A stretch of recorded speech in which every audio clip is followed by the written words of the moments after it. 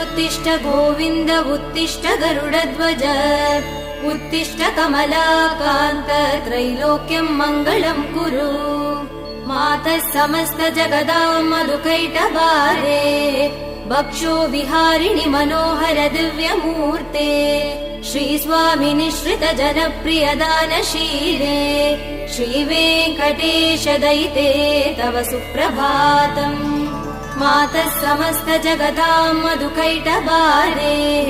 भक्षो विहारिणि मनोहर दिव्यमूर्ते